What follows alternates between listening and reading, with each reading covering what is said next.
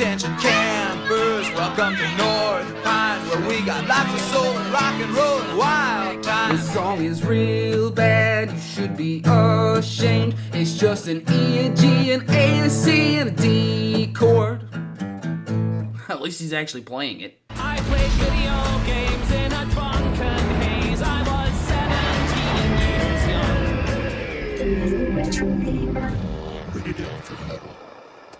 Summer Camp Nightmare is the kind of movie that has a title that most people would just write off and others would squeal with delight at. It begins like most other camp movies with buses of kids arriving at camp. Good, let's start this shit up. Hail to the bus driver with us today. Shut up! As the kids begin to fill out the camp, they get to know one another with your typical scenarios. Swimming, rec room activities, sports, and all that stuff. But since, boys will be boys, they break almost every single rule set in place by the camp director, Bubbles Norman Osborn. Seriously, look at this dude! He definitely fathered Bubbles and the Green Goblin. That much I know. Now, the further we go in this movie, which spends a lot of time on just the kids and the shit that kids do at camp. Like, they deal with everything from bullying to swimming lessons, and eventually we arrive at a talent show put on by the girls who've been bussed in from their camp. Now here the boys catcall and whistle at the girls like the horny teenagers they are, which doesn't really seem to bother Bubbles at all, but when two of the other counselors come out dressed as rock stars and put on a mock performance, oh hell no, that's just too much.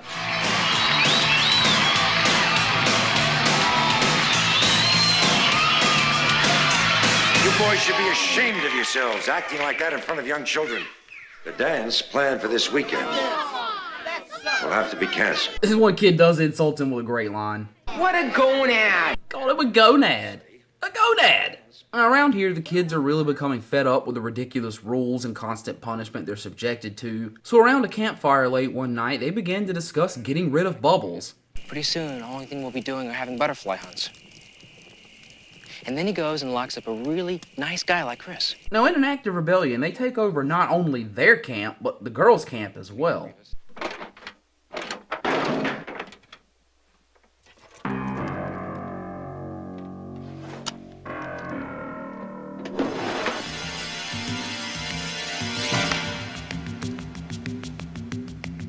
Later that night, they host their boy-girl dance that Bubbles had forbade them from having. They even go so far as to invite him to the party. That was nice of them. Now things are taken way too far though, as he is transported back to his prison when a fight breaks out between him and Spicoli, and he gets stabbed to death.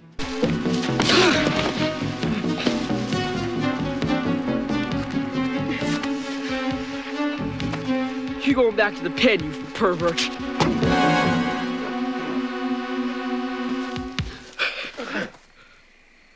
My God. Franklin is now on a power trip and ostracized Chris and whatever the chick's name was as the kids continue to run amok. Now again things are taken too far when one of the guys rapes one of the girls and is put on a mock trial like some Lord of the Flies shit. This becomes all the more evident as Brain stumbles across the bodies of some missing kids.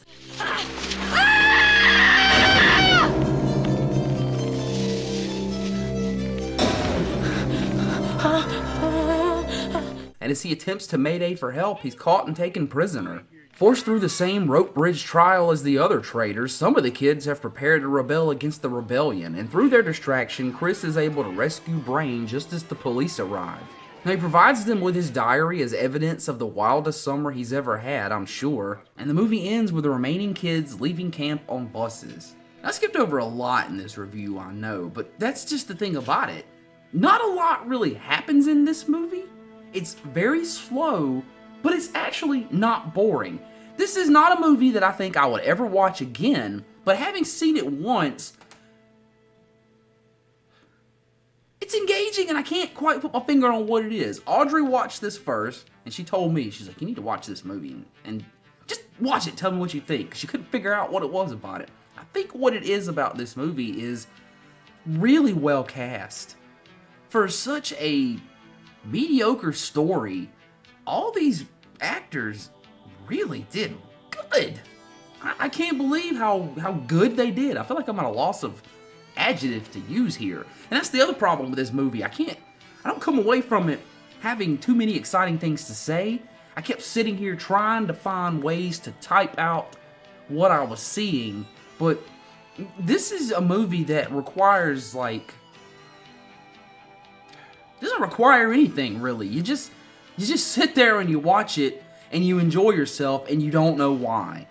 There's nothing redeeming about this movie. You don't get to the end of it and learn a lesson.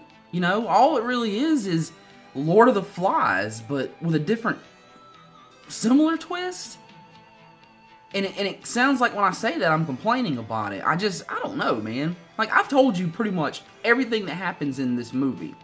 But you'd still have something to gain by watching it. You wouldn't have it ruined for you. Because what these kids bring in their performance, what the decent cinematography brings to the actual film, I can't put my finger on why the hell this movie is worth watching, but I can at least put my finger on why it never received a DVD or VHS or certainly a Blu-ray release. As far as I know, that's what the comments were saying and what the description had said. So anyway, this movie's in its entirety on YouTube. That's where she found it. That's where I watched it.